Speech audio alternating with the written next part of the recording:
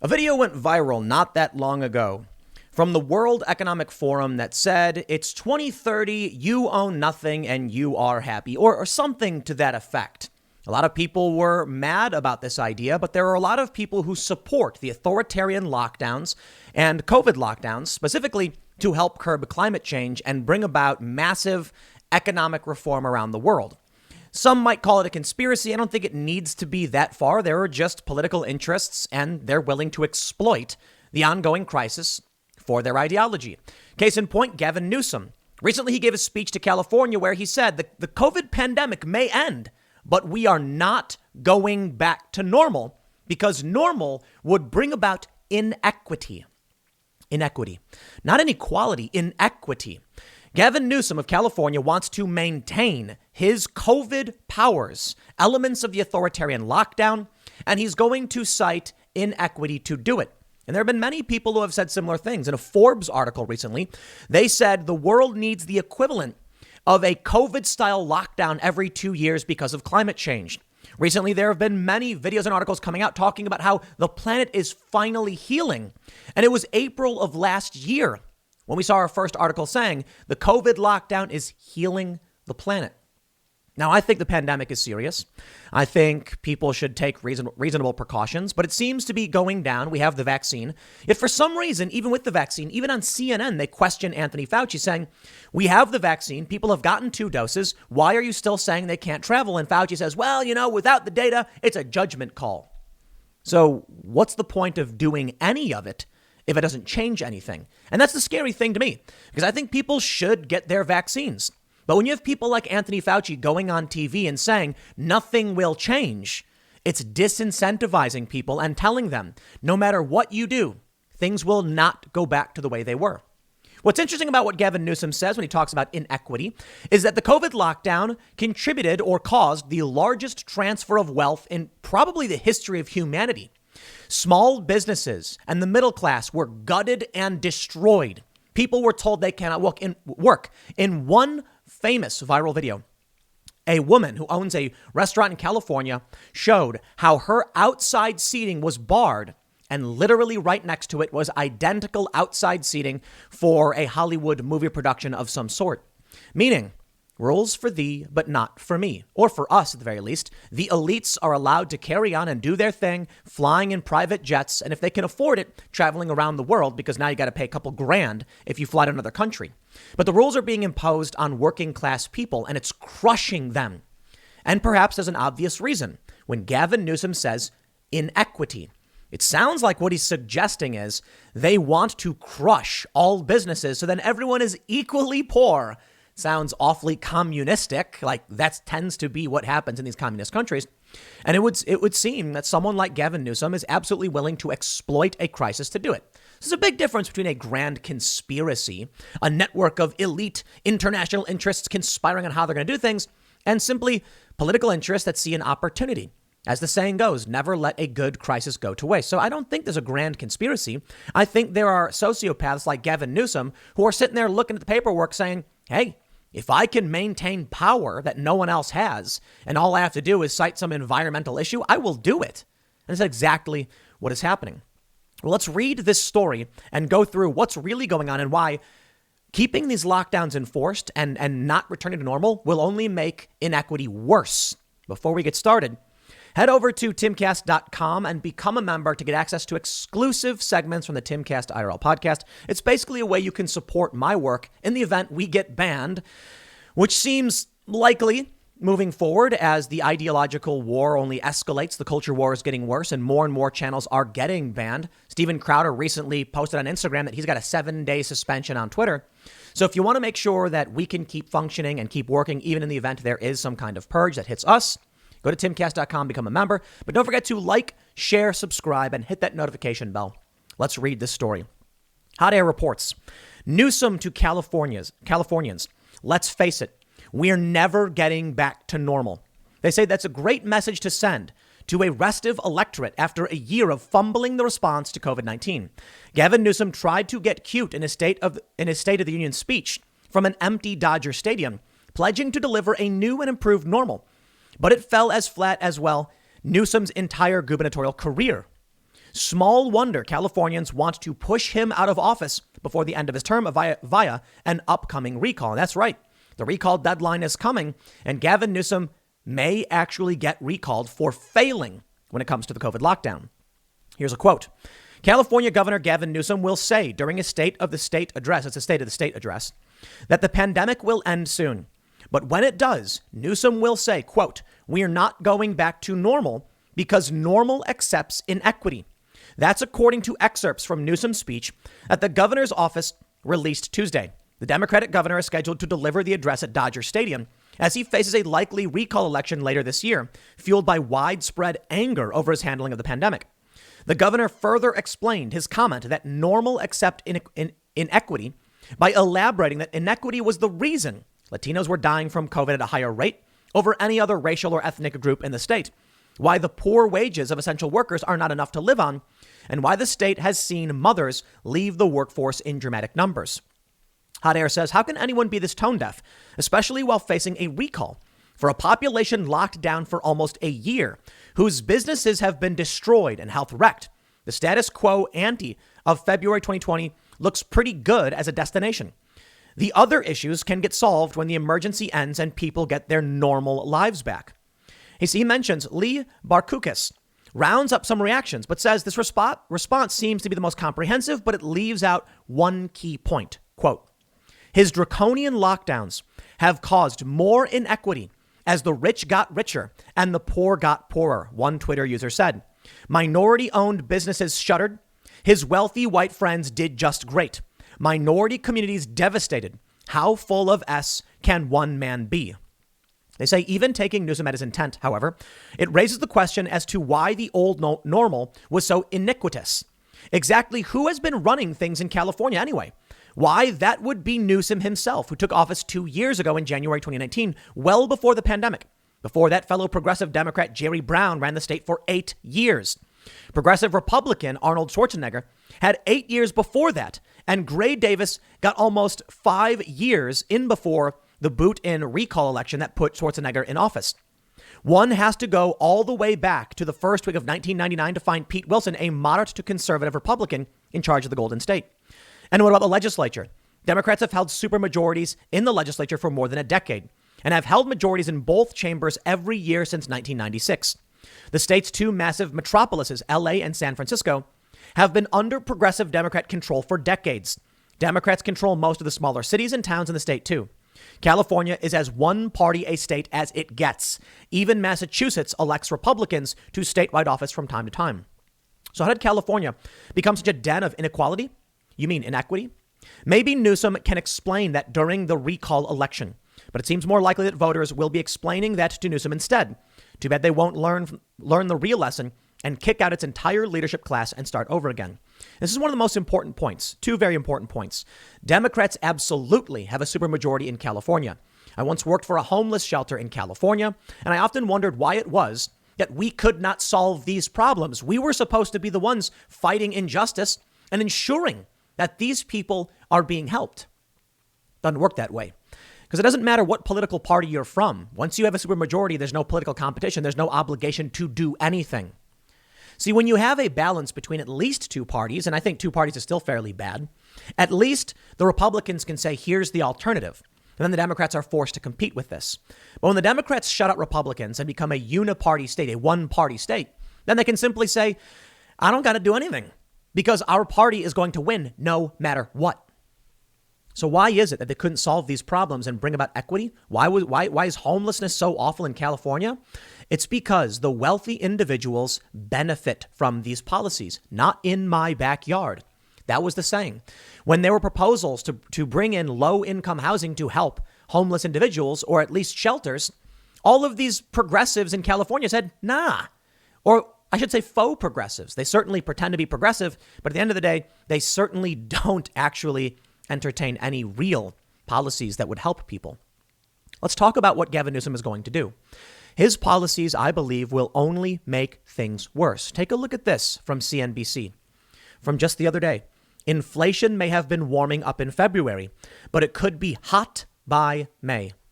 This means your savings will be worthless. The GameStops, people seem to have figured this out. They're dumping their stimulus checks into GameStop stock, hoping that it skyrockets because otherwise what? What does it matter? We're going to see the mass printing of money, trillions upon trillions of dollars. And the reporting metric for the M1 money stock changed recently, and now people are saying, well, we just don't know. But inflation is coming. Food costs are skyrocketing.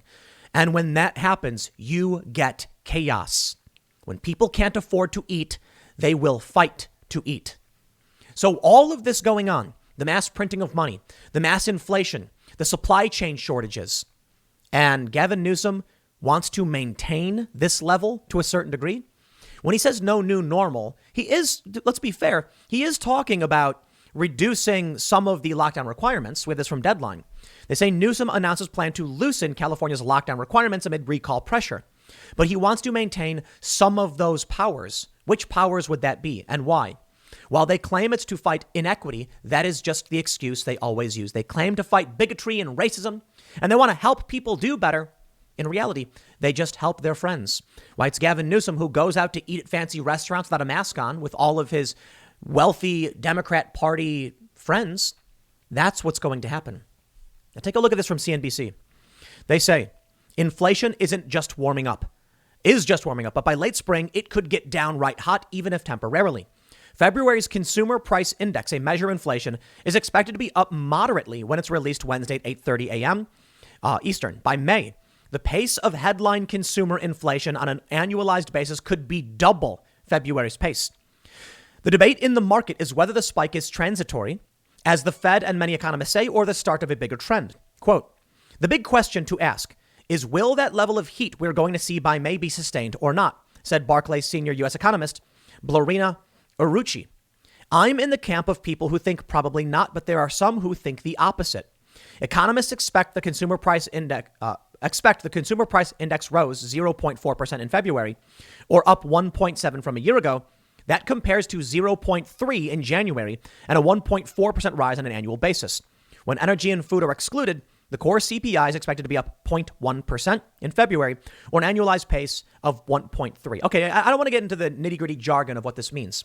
I'll just show you what it means. From Bloomberg, food prices are soaring faster than inflation and incomes.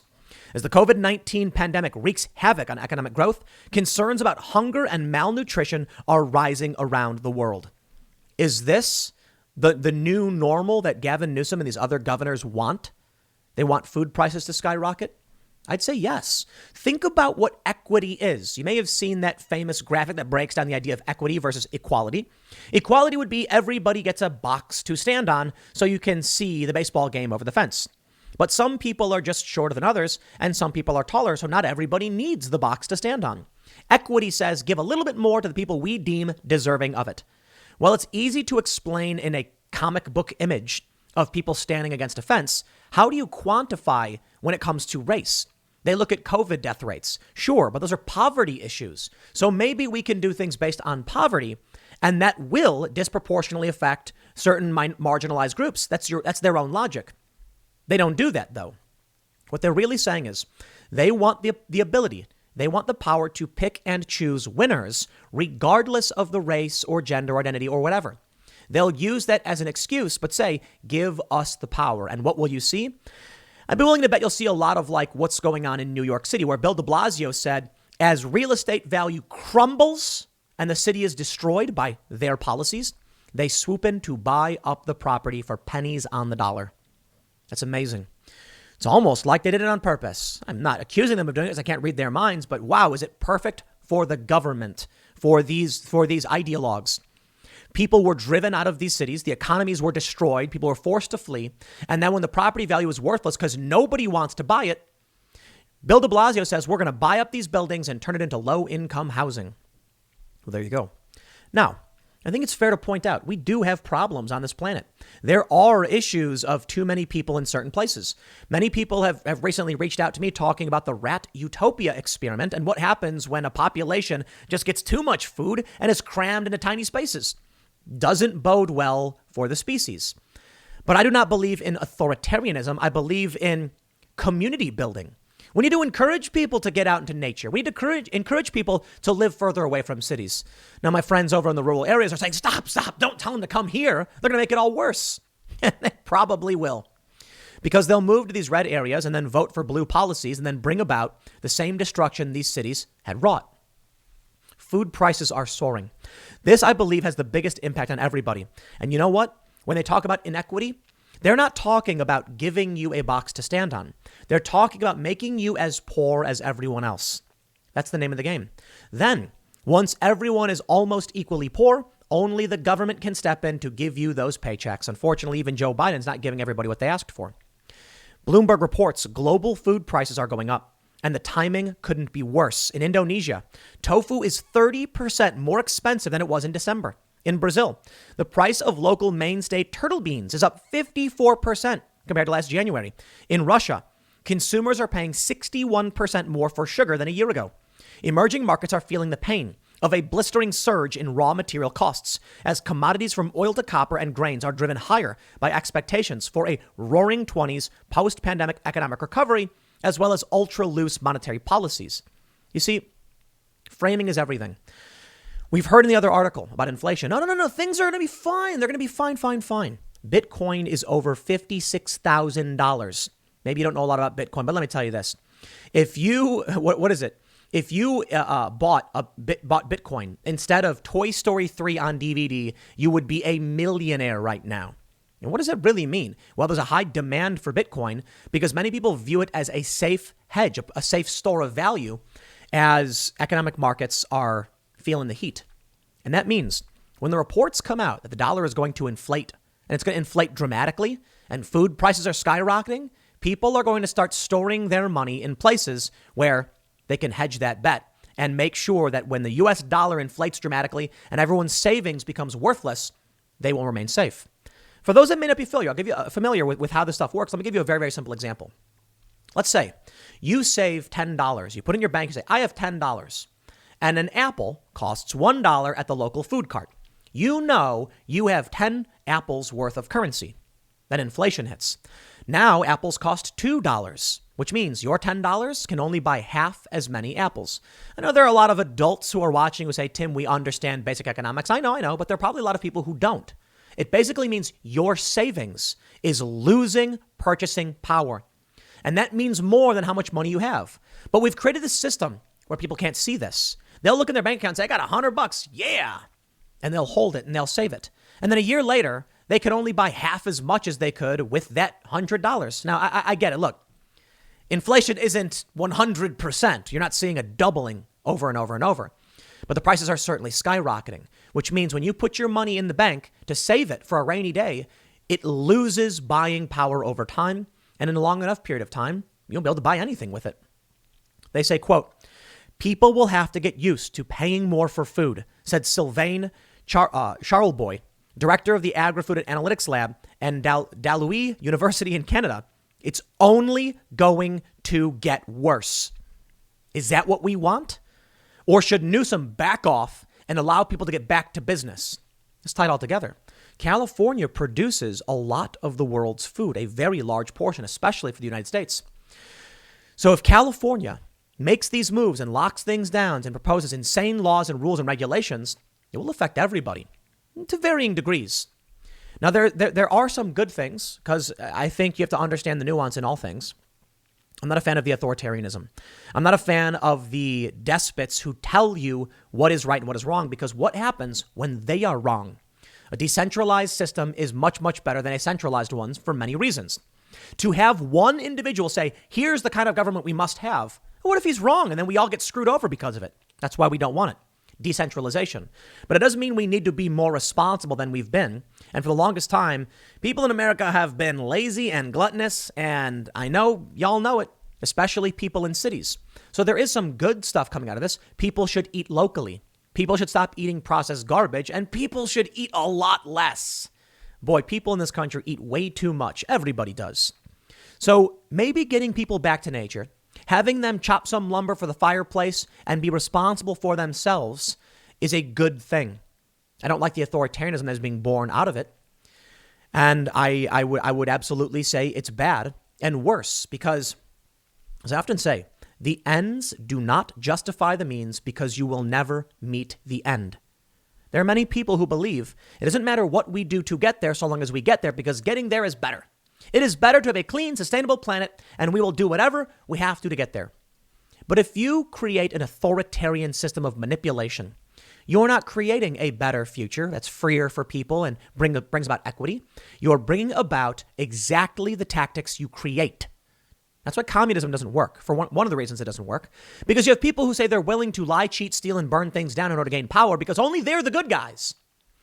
But I ask you, after you've staged your glorious revolution, what will you do to stop the next glorious revolution? And that's how it goes.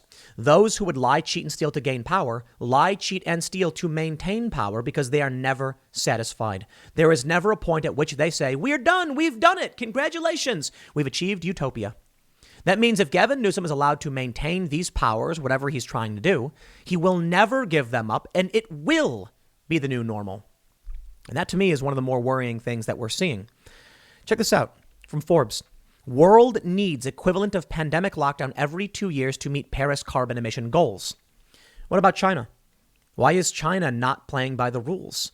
We all cripple our countries, and China just does whatever it wants? Amazing. China is building more coal power plants right now, even though they said they wouldn't do it. But we're all expected to drop down on bent knee and say, yes, my liege, to these agreements. Now, I think the ultimate end goal should be having India and China absolutely reduce carbon emissions. But what do we do when they won't? What happens if we cripple ourselves and our country because we think it's the right thing to do? China will follow by example. No, they won't. They will use their ability to massively economically expand to take over, to become the world superpower. And if they get Taiwan, it will be the case. No one will ever trust America again, and that's where it seems to be going. Right now, China is rapidly expanding, and the U.S. and Europe may be saying we need to curb carbon emissions. China's response, probably internally, says, how much can the world reasonably handle in terms of carbon emissions? And they say, X part per million or whatever. And then they say, okay, well, the Americans and the Europeans have reduced their output, so we can increase it that much, right? They will take the opportunity to exploit the system, produce more carbon, build more power plants, rapidly expand, and then they become the superpower. And the big question I have for everybody is, do you want to live in a world where China is the superpower who dictates culture and exports culture? You don't. But it seems like we're getting to that point. While you certainly do have free speech in this country to a certain degree, we're losing it as private corporations seize the commons. Our ability to speak is being curbed. Now, in China, you just they lock you up and they torture you and beat you if you step out of line. In the U.S., not so much for the most part, but there have been some very egregious instances where things like that have happened. But it looks like there are people who are useful idiots, zealously ignorant, and will absolutely demand the U.S. drop down on bent knee. Meanwhile, China just keeps carrying on. It's something I brought up about Greta Thunberg. Thunberg recently gave a statement. She's the, how dare you young woman who's very into climate change. And, she took that boat across the Atlantic. She said Joe Biden wasn't doing enough for climate change. I wonder, where's the statement on Xi Jinping and China? Maybe she made one, but it's not particularly prominent. Her activism seems to be focused at the United States. Why is that? Perhaps it's an exploit. I think so. I think the United States has been exporting culture for a long time and created a problem for this country, much like Donald Trump created a problem for himself by his inability to shut up. Trump would tweet over and over again. And while it benefited him initially and helped get him elected because people were seeing what he was saying, he was getting a ton of press attention. As the president, the negative press attention made everyone go insane and ultimately backfired and started hurting the president. The United States exported culture for a very, very long time. Movies, music, we still do. And because of this, the U.S. becomes the center of attention in the world. And because of this, every problem in this country becomes the problem to talk about. And other countries get overlooked. I recently had a conversation with Cassandra Fairbanks about war and intervention. We talked about what China is doing with concentration camps. And I said, we can't be doing business with them. We have to do something to stop these atrocities. And she said, a bunch of countries are committing atrocities. Why only China? It's a good point. We are hyper-focused on China, and I think for good reason, but it's true. Many other countries are engaging in very awful atrocities, things that we should stop as well. And we don't focus on that. Why? Because it's always about what the media tells us to focus on. So even now we're being told to worry about China and not other countries which could be worse or could be doing worse things. You have many on the left who are more focused on Israel than they are on China. Everybody has their priorities. That being said, I do think it's fair to point out the real threat we face is not Russia. It is not QAnon. It is China, because it's conventional in a sense. There is a real threat of real war with China and the U.S. China has been staging drills for beaching. Many people suspect that they'll try to take Taiwan. Taiwan, of course, is an island nation. They consider themselves to be a nation, but China says it's one China and they're a part of China and they must be brought under the direct control. They've already taken Hong Kong. So it's happening. There's various images around the Pacific and the atolls in the Pacific area where you can see China expanding military bases and gaining ground. If China takes Taiwan and the U.S. does nothing to stop it, faith in the U.S. as a superpower will be over and China will be the dominant force. It's already happening. The NBA, Blizzard, the video game company, Mark Cuban, Steve Kerr, they're all just basically saying, leave China alone. They're not so bad. We shouldn't get involved with them. It's amazing. Now, there are still some valid points to all this, but I take a look at what's going on with these governors. Criminal charges may be brought against Governor Whitmer. I really doubt it. And potentially Andrew Cuomo. I really doubt it over what happened with the nursing homes. But they're absolutely going to use every opportunity to exploit the system to gain power for themselves. But in the end, who benefits? It's not the United States. The culture wars, the hyperpolarization, and the refusal to give up power is leading this country toward ruin. With Gavin Newsom facing a recall effort, he's on the verge of losing his position. And he's only exacerbating it, making things worse. From Ballotpedia, Ballotpedia, Newsom recall signature deadline is next week. The organizers of an effort to recall Governor Newsom, a Democrat, have until March 17th to turn in signatures in an attempt to get the recall on the ballot.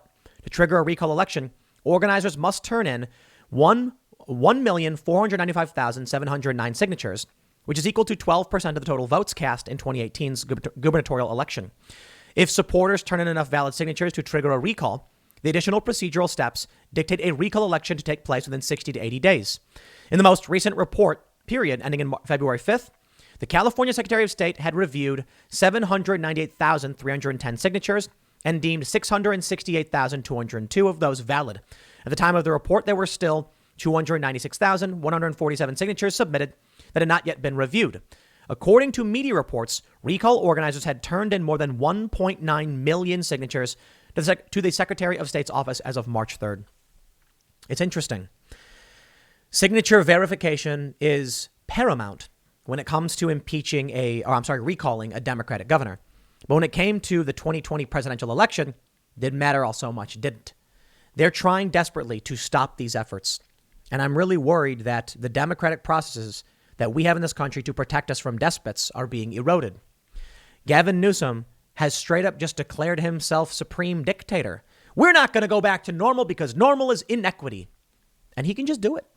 He will just do it. And you know what? I wouldn't be surprised if Joe Biden or Kamala Harris does something similar. This is the new reality we're facing. I wonder, there was an article, I think it was Town Hall, are we even in a republic anymore? Do elections even matter? It was over 10 years ago, I believe we heard from Citigroup, this is during Occupy Wall Street, that we live in I think they called it a plutonomy, or they called it a plutonomy, I believe, but a plutocracy is probably the better word. We know that popular opinion has very little effect on government policy. It's almost exclusively how the wealthy donate. But something started changing, and so I am fairly optimistic in a certain respect. With the rise of populism, all of a sudden we see politicians catering to popular opinion. The media immediately said populism is wrong. No, it must remain elitism. Uh-oh. Social media has empowered regular people to speak up and have their voices heard. But there may be some negatives, some pros and some cons. Maybe this leads to hyperpolarization. You know, we are seeing hyperpolarization, and maybe it's because of populist groups rising up and demanding their voice be heard. It'll result in what we saw in Nevada, where the entire Democratic Party staff quit. They resigned after Democratic Socialists won party leader positions. Ultimately, this results in a far left and far right faction. I don't mean literally the farthest possible, but further away from each other than they've been in a long time. I believe this primarily is driven by the left because we've seen the data suggesting this. And that leads to peaceful divorce or breakup of the country, the United States of Canada and Jesus land, as the meme calls it. And that's one of the greatest things that could ever happen to China. They will have no more competition. A fractured U.S. means the superpower of this planet will be China.